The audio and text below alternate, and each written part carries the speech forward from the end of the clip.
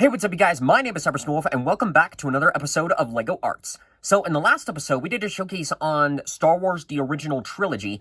Now, this episode, we are looking back at our favorite Cape Crusader, Batman, this time doing Mark II on Robert Pattinson's The Batman. So, as you can see, we have a new updated version of the minifigure.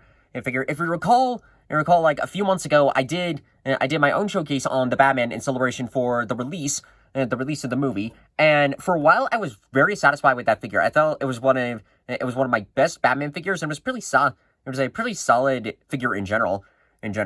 Then some time ago, I decided what if I made some improvements to it, like try to give it a couple of changes, and I still had a spare Batman figure that I got from one of the Batman sets, and decided to purchase another one of Natesminifigs armor kits, as well as another one. As an armor kit from Venom.7777 and sort of merge them together into this new figure that we see for you. So this figure isn't part of the Batman family that I got working on. This one's more of a solo showcase, as it's more of a way to like remake a figure that I really liked, and I really like the brand new results. I think this figure looks really cool. So as you guys know the drill, we're gonna take this minifigure, do a review, explain the process, why it was out, and then go from there. So without further ado, let's get the pedestal out and get the showcase on the road. So right off the bat, some obvious changes that I made for this one is the color scheme. The black is pretty much the same, just clear coat. Just used acrylic black paint and then clear coat, as well as a mix of like some gloss black to get the same touch from the previous one. But this time for the base body, I used just a regular dark gray for this one to sort of match it up more with the movie. With the previous one, I was going for more on sort of the atmospheric tone, the weathering that we kind of saw. And so this one I was going for more on blending it in with the rest of the suit, as well as for the base of the figure, so that way there wasn't too many modifications that I would have to make. The armor, as I said, the armor is pretty much the same from Natesminifigs. Like with the armor detailing and everything, but I did make some modifications of my own. This cowl is version 4 that came in with the suit.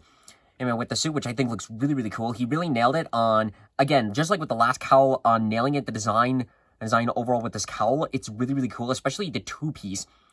And this two-piece actually is the updated version of it to match a bit more with the movie's appearance. This one actually needed some modification with the torso. He says that he has plans to do a version 2 of the suit, but I honestly have no idea when that's going to be coming in. And with this one, I really wanted to get this figure done, so I decided to experiment a little bit. So what I did was I took my Dremel tool with my drill attachment and just carefully sand off part of the chest plate plates with as little as possible to provide enough room for both the cape and this neck piece to fit onto the body.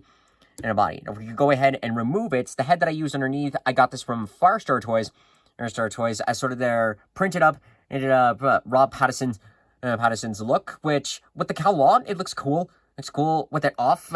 I honestly prefer the other head that I used for the last figure more. And in fact, I was thinking about using this head for this one, but unfortunately, the head would not fit onto the body. So I had to work my way around that. Also, on the back, you could see is the weird printing on this one. It's very intended for LEGO's official Batman cowl, but without it off, it looks super weird. It's super weird. And I tried removing it, but I found out that UV printing is way more difficult than regular pad printing. But enough about that. Anyways, for the rest of the suit, it's pretty self-explanatory. Like, arms are about the same, just replacing with the colors. The legs definitely went through some changes.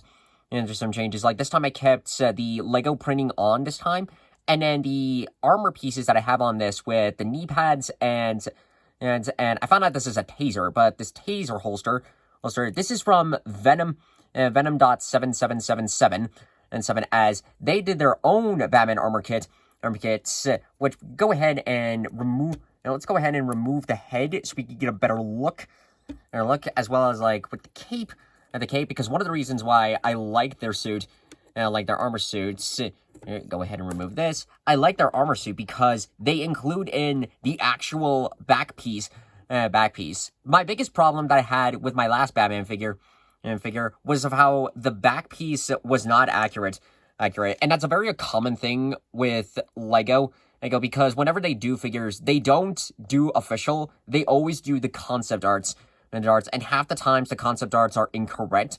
So at the time, I was just going based off of that, and I didn't realize it was a different back piece until after the movie came out, and we saw actual photos of what it would look like.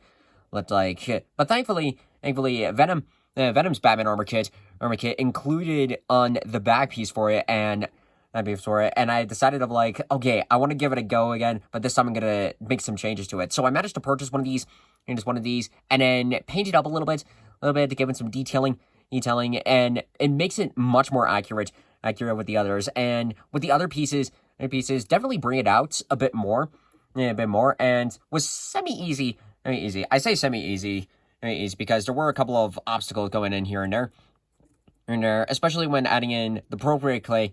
Like these extra little pieces are just Procreate, that I smooth around with the hands, and now putting this all together, we can see like a sort of side-by-side comparison that I have with the previous Batman, figure. Honestly, like how I usually do some of this stuff, like both of these are very solid figures. Like I'm still proud of like how this one came out. It's like had a lot of work was put into it, and it looks really, really cool. Cool, but I do like the upgrades that I made to the second model, as it still serves as good accuracy to the movie, as well as like having a couple of unique features of its own in comparison. And either way, this was a really, really fun project to do. And again, I do like the comparisons with them of showing of like both of them are still solid figures, yet very unique in their own ways. And there we go. That does it for this episode of LEGO Arts. I hope you guys enjoyed this video. As I said before, like I keep saying it, and yet this was a very fun figure to do. And I still like the previous Batman minifigure that I did, but it was nice to come back to this one and make a couple of changes and make him a bit more accurate to how he is in the movie. And at the end of the day, this was a fun build to do, and I do like the final results of this. Now, for some other figures that I got working on, I finally got some more parts that I got from Firestar Toys.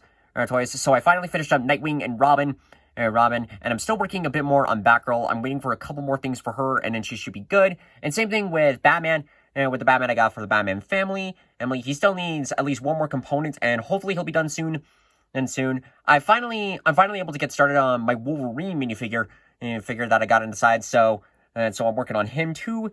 And then as for God of War Ragnarok, I finally get the headpieces that I ordered for Faye and Odin.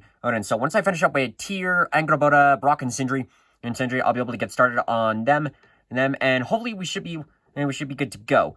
I honestly have no idea when Ragnarok will be done. I'm kind of aiming it to be for like a big episode because there's going to be a lot of work put into that one, and it's going to be like a great big project. So I'm super excited for that one. And in the meantime, though, I'm still working. I'm still going to do like some of the other stuff, and I got a couple more ideas listed in store, and just for the time being, I'm just taking my time with this stuff because it's really fun to work on all these things, But at the end of the day, once everything is done, I'm super excited to show you guys, and I hope you guys are excited to see those projects too. But overall, that is going to be it for now. So I'm going to get back to work, and that's going to conclude it for now.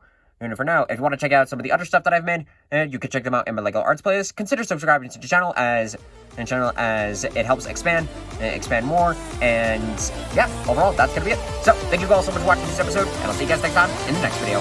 Bye-bye!